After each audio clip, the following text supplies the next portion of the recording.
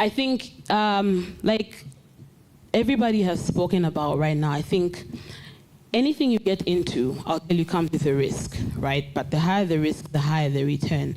So it doesn't matter what you're doing. It could be, my dear restaurateur here, right? I like to dive into that because I'm a believer of passion as well. My undergrad degree is in economics and mathematical statistics. I don't do anything particularly in that sector. I'm a tax consultant, right? I worked with BDO for 7 years and my passion was tax. I studied tax whilst at BDO, and I think the opportunities for tax have grown for me more than they have if I was working, let's say, in Bank of Zambia or in Ministry of Finance, doing economical policies or whatever the case might be. So sometimes what you study is not where you're going to end up, but don't forget what it taught you. I always think a degree or a diploma is just building some sort of resilience and commitment within you.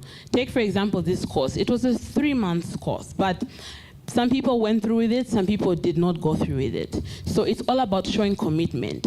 And once you show commitment, you're able to show greater commitment in your passion because now you're working from a point of drive, of love. So that commitment is going to come easily. So it helps you when you're making decisions on where to spend your time and how to properly allocate your resources and your skill sets. So on behalf of the entire class, I would like to express my deepest gratitude to you guys for taking the time out. I know the fee attached to this course was not much.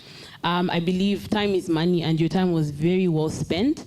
We got a lot of knowledge. It was very insightful.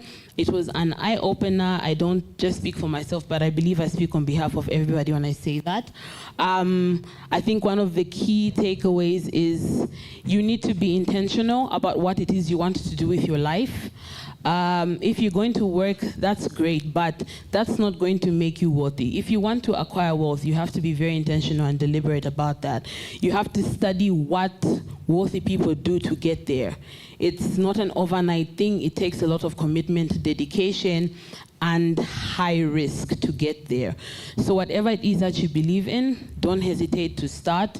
And no matter how small your dream is, for example, I started selling watches when I was in 9th grade. I mean, now I'm listing $1 million properties. So don't be afraid to start. And don't feel like you don't need to take the first step because of how far ahead people are.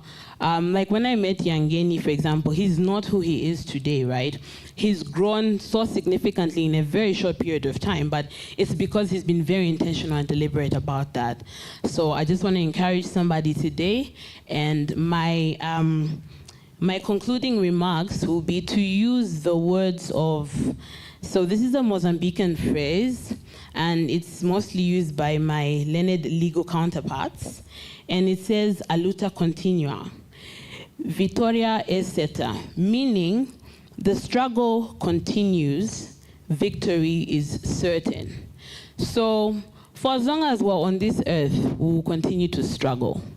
But for as long as we struggle, victory is certain. Thank you so much for your time. I'm Jacqueline.